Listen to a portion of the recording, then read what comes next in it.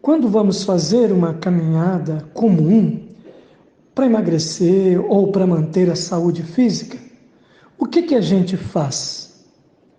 A gente esquece tudo, a gente relaxa, não tem ansiedade, porque você não tem para onde ir, você não tem um lugar específico onde você quer chegar, você só quer caminhar.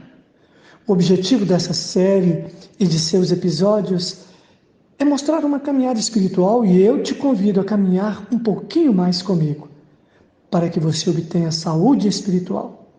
E então você perceberá que não há ansiedade, não há ponto de chegada, mas muitos aprendizados durante essa caminhada. Continue caminhando comigo, vai valer a pena. Neste episódio, eu vou revelar o fim da busca pelos poderes místicos, que muitas vezes as pessoas confundem com espiritualidade sadia.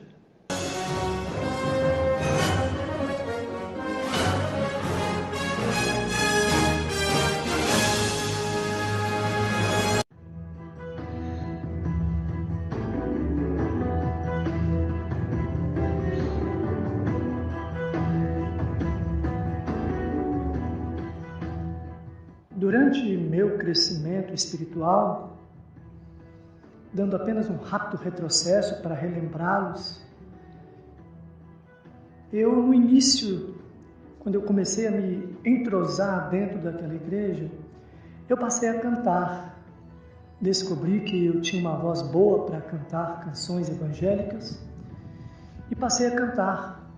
Logo depois disso, fiz parte de um grupo de música chamado Sementes, liderei esse grupo por um tempo e o tempo todo eu estava sendo chamado para fazer parte de grupos de orações.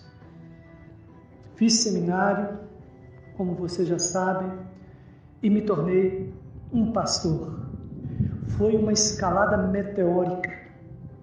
Em 5 anos, de um desconhecido eu me tornei um dos pastores mais visados naquela grande igreja de mais de 3.000 membros. A fase de exorcismos ali na igreja, no centro de Belo Horizonte, foi desaparecendo lentamente. Eu fui chamado para liderar uma outra igreja num bairro próximo da onde eu morava.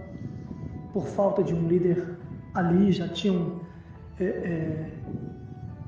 uma igreja muito bonitinha, muito arrumadinha, estilo colonial, e eu me tornei pastor ali, líder ali, e lentamente, à medida que eu compreendia as profundezas e as alturas da espiritualidade, eu fui tendo experiências mais diferentes possíveis.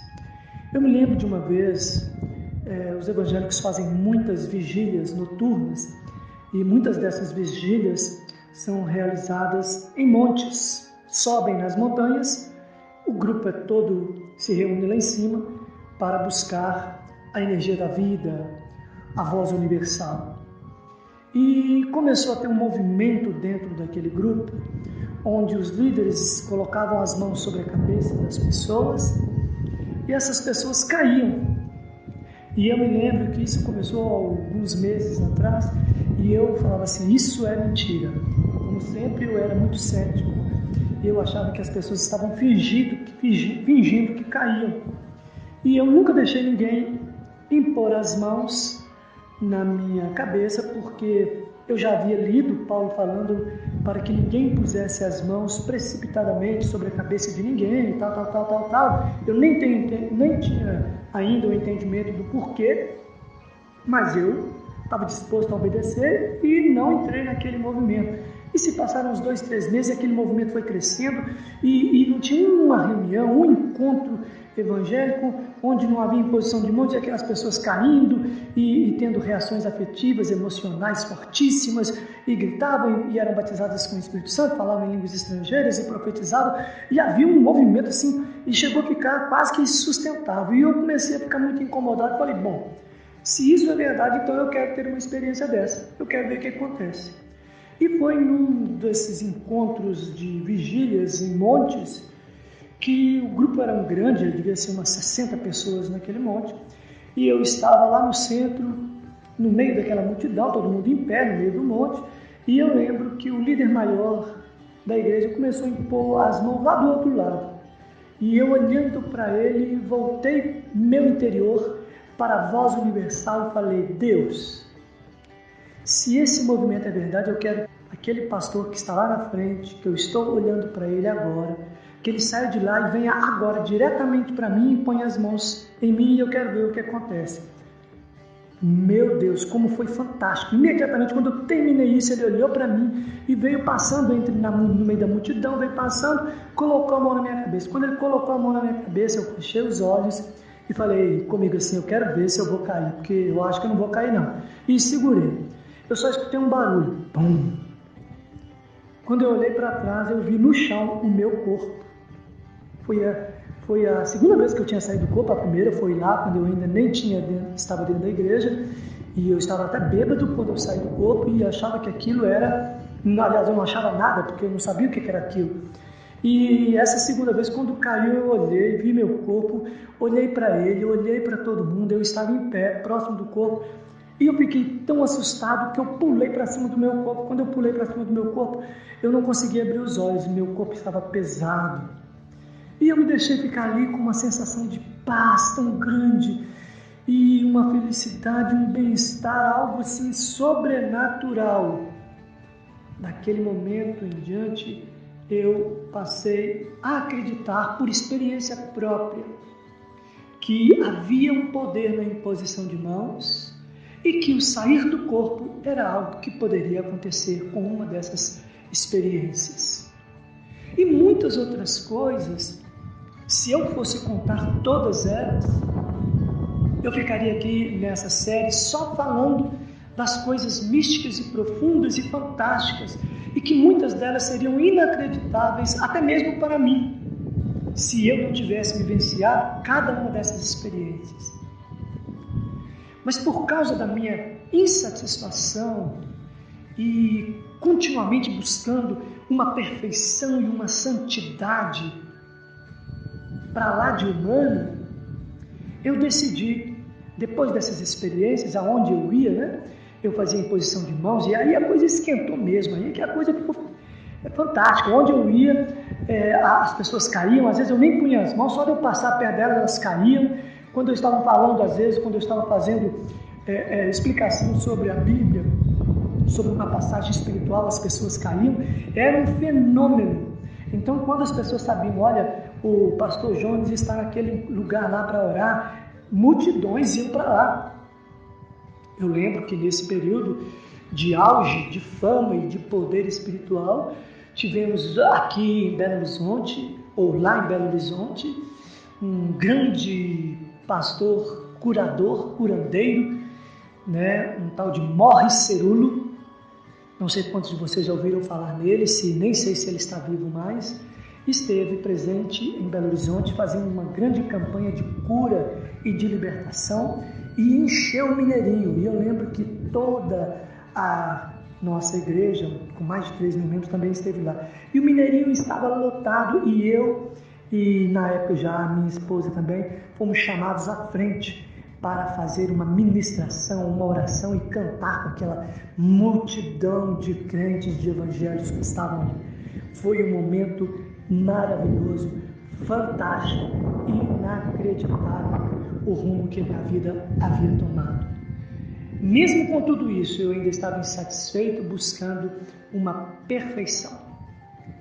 E como eu disse para vocês, agora eu estava em outra igreja menor, maior do que a igreja do centro, e ela foi só crescendo na medida que eu estava lá.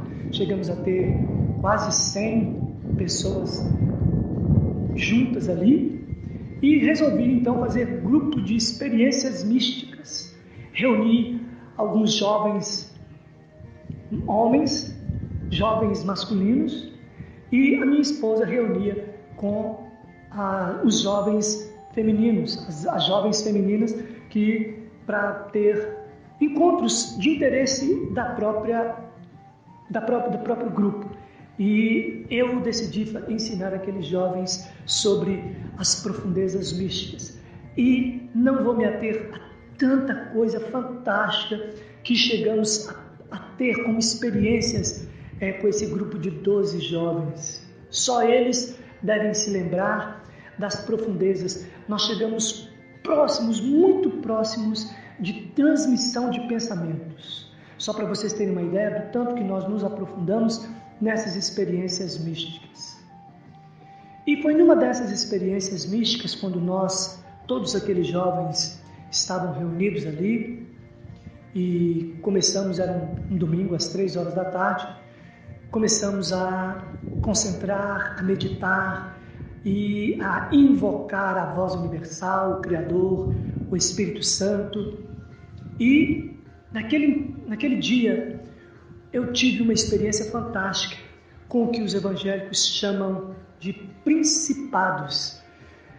Segundo os conhecimentos evangélicos, são demônios que são líderes espirituais das trevas, que não se encarnam nas pessoas. Eu fui descobrindo que eles não se encarnavam, mas que eles dominavam pelos sentimentos e pelos pensamentos incutidos na mente das pessoas, mas eles não se encarnavam. Eu já havia estudado o suficiente para saber que as pessoas que ficavam possuídas ficavam possuídas por energias negativas com menos poder, que precisavam encarnar e sugar a energia daquelas pessoas. Mas esses principados não faziam esse tipo de trabalho. Segundo as minhas pesquisas, eles apenas influenciavam as pessoas para que elas ficassem sempre do lado negro.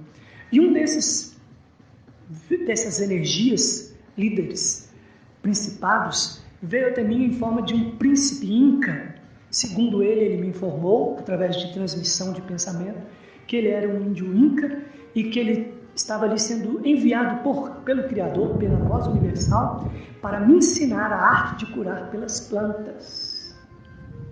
Mas naquele momento, quando ele falou isso, eu sondei ele e vi que ele transmitia coisas boas, coisas benéficas, e eu não conseguia discernir se ela era do bem ou era do mal. Eu só sabia uma coisa, que eu só queria aprender com o próprio Criador, com o próprio Espírito de Deus, com a própria energia da vida. Eu não queria nenhuma outra energia me ensinando nada, porque eu queria contato só com o Pai e com o Criador e ninguém mais. O Jesus Cristo, como Filho de Deus, me garantiu que era isso que era para eu fazer. E eu lembro que quando ele tentou me ensinar algo, eu disse: não quero seus ensinamentos. Eu só quero a energia em mim do Criador e da voz universal.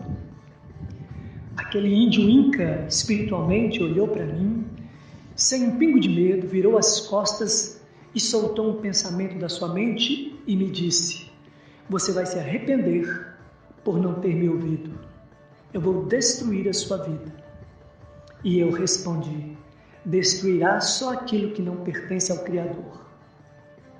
E aquela decisão minha foi excelente, porque logo depois, quando aquele principado desapareceu, eu tive um impulso de energia divina dobrado do que eu já havia experimentado, e a partir daquele momento eu comecei a descobrir as curas por meio das plantas. Tinha uma mulher com um problema na garganta que nada sarava, tinha ido aos médicos, já estavam até desconfiados de câncer, e eu, quando estava atendendo ela, quando eu impus as mãos, eu vi hortelã-pimenta, nem conhecia essa erva, e disse para ela fazer um chá e tomar durante 7 dias, e nunca mais ela teve aqueles problemas de garganta. E eram todas várias experiências nesse sentido que eu não vou me ater. Mas também eu tive uma grande experiência, porque até aquele momento eu ainda não tinha alcançado a perfeição. Eu via em mim vários defeitos pequenos, que eu queria ser melhor, eu queria ser mais santo, eu queria ser mais puro, eu queria ser mais íntimo, e ainda não tinha conseguido. E começou a surgir algo chamado de Reina o Senhor, e místicas em cima disso, quando eles disseram que havia uma outra experiência para além de todas que eu já tive, que era a questão de quando a energia da vida toma posse de você e te domina completamente. E quando você sente que você e o Criador são um só, você fica livre das debilidades humanas. Eu acreditei, busquei e tive uma experiência fantástica em relação a isso. Quando, num determinado dia, quando eu havia cometido algo assim que eu achava completamente errado, fora dos padrões evangélicos, coisa que para muita gente seria pequena, mas que para mim foi algo terrível, porque eu estava bem santificado, então aquilo para mim era o fim, e eu tinha que ministrar, tinha que falar de Deus logo após esse grande erro que eu achava assim que era o final, que eu não podia, e que eu tinha ouvido até aquele momento que um vaso sujo, o Espírito de Deus, a energia divina não fala através dele, e eu tinha que fazer um trabalho espiritual e não tinha ninguém para me substituir. Eu até procurei, porque eu estava me sentindo muito culpado por aquela coisa que não era tão significativa assim, mas que para mim foi. E de repente, quando eu me pus à frente de mais de 120 pessoas para poder falar, veio uma grande mensagem da Bíblia, e quando eu comecei a falar, eu tinha tanta autoridade espiritual que aos poucos as pessoas, na medida que me ouviam, iam caindo no chão, chorando e caindo no chão. Algumas mulheres que estavam na cozinha preparando os alimentos para aquele grupo começaram a vir e a se prostrar e chorar, e foi uma coisa tão poderosa que quando eu terminei a mensagem, estava todo mundo chorando e em prantos no chão. Mas isso ainda era pouco para mim. Por isso eu continuei na busca da mística, na insatisfação, e querendo ser cada vez mais perfeito, eu descuidei da minha esposa, descuidei do meu lar. Eu só queria saber de igreja, eu só queria de coisas espirituais. Eu estava agora percebendo que eu estava usando a busca da divindade como fuga e esquecendo o humano. Mas o humano esquecido ia me mostrar o quanto eu estava no caminho errado e contrário à espiritualidade sadia. Veremos isso nos próximos capítulos.